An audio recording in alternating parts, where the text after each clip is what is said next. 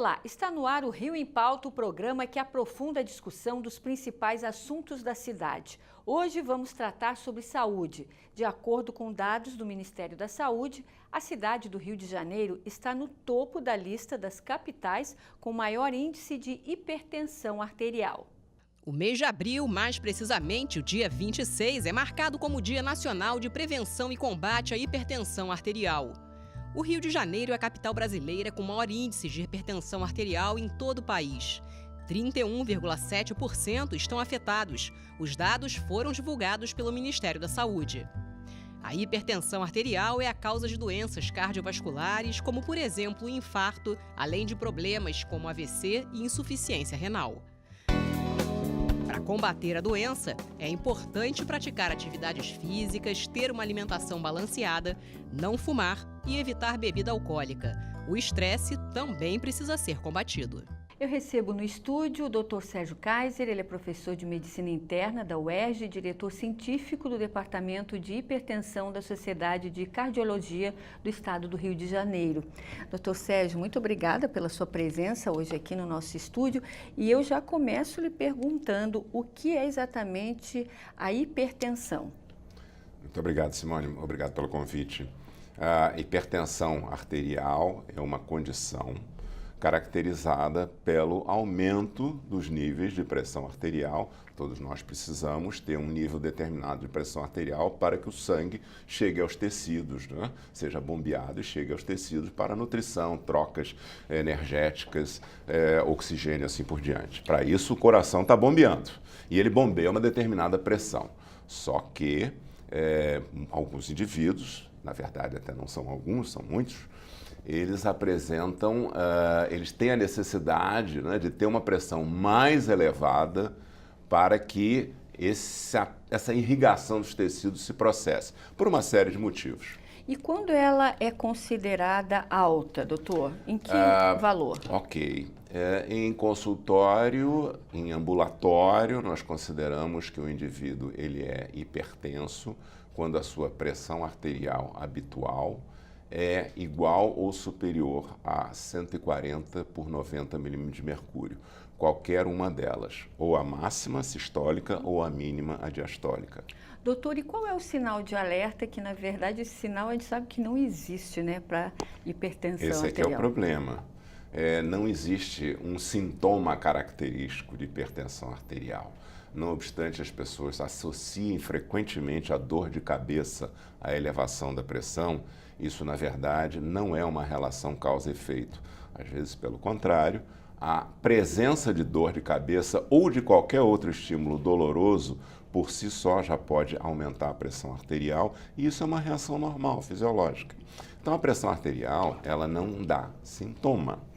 É considerada e é chamada de a assassina silenciosa, porque, de certa forma, a pressão arterial elevada corrói os vasos, altera a função das nossas artérias, prejudica a função das artérias e, às vezes, o primeiro sintoma de hipertensão arterial pode ser um infarto, pode ser um acidente vascular cerebral. Qual é a melhor maneira da gente descobrir que é hipertenso? É medindo a pressão arterial, é buscando um serviço onde seja possível verificar a pressão arterial. E lembrando que uma medida isolada da pressão arterial não significa que a pessoa seja hipertensa. E é o famoso fenômeno do jaleco branco. Só de ver o médico a pessoa já tem um aumento da pressão arterial. Agora, o período que ela deve ser verificada, a ferida? Bom, isso também vai depender de uma história familiar. Pessoas que têm história familiar de hipertensão arterial, já convém que verifiquem, já vale a pena verificar a sua pressão desde a juventude.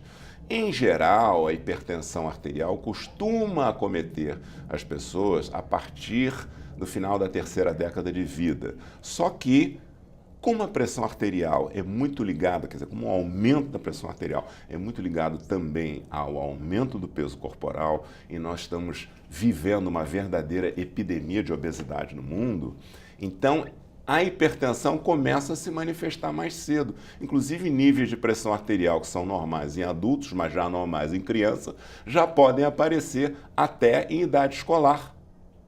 E há necessidade, claro, de prevenção desse fenômeno desde a idade escolar, através de medidas educativas. É assim que a gente vai evitar que o indivíduo vá desenvolver uma doença mais adiante. Então, esse tipo de iniciativa, né, Dia da Hipertensão Arterial, Mês da Medida da Hipertensão Arterial, que é uma iniciativa mundial, campanhas governamentais no sentido de reduzir conteúdo de sal, estimular a prática de exercício físico, tem um impacto populacional muito grande. Pois é, o sal é um vilão?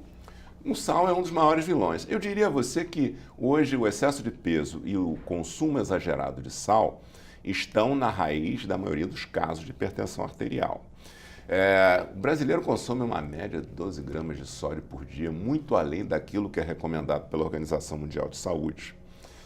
Então, qual é a fonte? É de quanto a recomendação? Olha, 2 gramas de sódio equivaleria a quase 4 gramas de sal, de cloreto de sódio. Né? E qual é a fonte principal? É aquele salzinho que a gente adiciona na comida? Não. É o alimento processado, o alimento industrializado, que é largamente consumido pela nossa população. Muitas vezes alimentos de alto teor calórico e baixo calor nutritivo, ou baixo valor nutritivo, perdão, e que contribuem não só para aumentar a pressão arterial, mas também para aumentar a proporção, a prevalência de casos de excesso de peso. Com certeza. Agora, doutor, temos uns dados recentes, né? Principalmente em relação à hipertensão arterial no Brasil. Quais são esses dados?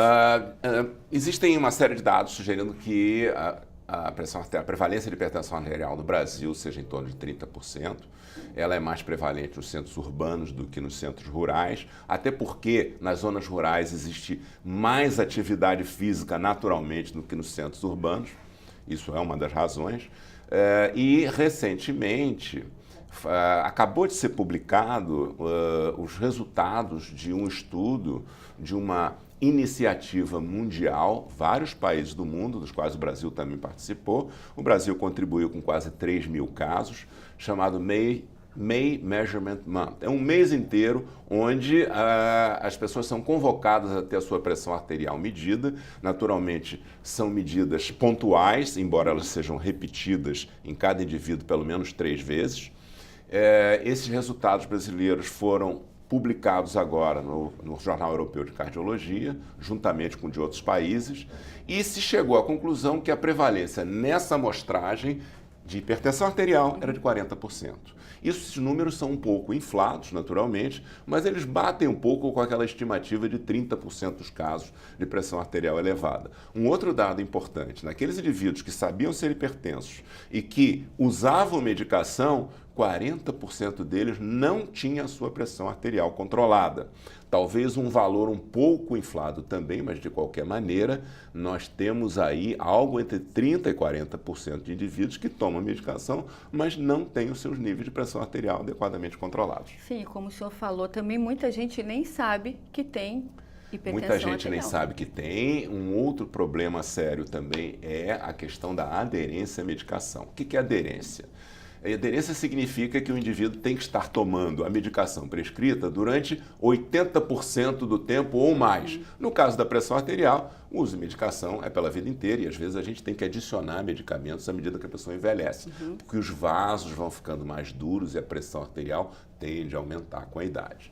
Então, existe muitas vezes uma questão séria de aderência à medicação. As pessoas começam a não usar a medicação durante o tempo necessário, durante a já melhorou. Acha que a pressão... E o pior, às vezes a gente escuta mesmo, dizendo, porque meu médico disse que a pressão estava baixa, eu podia diminuir o remédio. Não, não é assim. A pessoa tem que tomar a medicação conforme prescrita e conforme recomendada. Né? Então, essa é uma questão importante também, é uma questão que depende muito de educação. Eu, por exemplo, lá na universidade, na UERJ, eu cansei de escutar paciente dizendo, doutor, eu no fim de semana eu gosto de tomar uma cervejinha, aí eu paro o remédio para poder tomar cerveja. Quem disse? Por quê? Não pode, temos dois juntos, claro, então. Claro. Então, essas iniciativas educacionais são muito importantes, né? O indivíduo tem que saber que ele precisa usar a medicação regularmente quando há indicação de uso de medicação. Agora, um detalhe, eu já cansei de ter pacientes que decidiram mudar o estilo de vida, pacientes que tinham sobrepeso ou obesidade e que tomavam medicação para pressão arterial elevada e que chegam no consultório ou no ambulatório dizendo: doutor, eu estou me sentindo mal, a minha pressão está muito baixa. Eu verifico a pressão, ela está baixa. Sim, porque a pessoa perdeu peso. Para cada 5% de perda do peso corporal, a pressão arterial sistólica, a máxima, ela pode cair em quase até 6 milímetros de mercúrio. Então, uma perda substancial do peso corporal pode implicar, você vê a importância do peso, né? Pode implicar até na possibilidade, aí sim, de se suspender a medicação se a pressão arterial do indivíduo chega até níveis mais baixos. Com certeza, mas sempre com esse auxílio do médico, procurando o médico assim, certo, não é uma coisa empírica, não é uma coisa Exatamente. feita de qualquer maneira, né? Doutor, muito obrigada pela sua entrevista e pelos seus esclarecimentos aí sobre a hipertensão arterial. Eu que agradeço, em meu nome e em nome da Sociedade de Cardiologia do Estado do Rio de Janeiro. Obrigada. E a você que está nos acompanhando, muito obrigada pela sua atenção e até o próximo Rio em Pauta.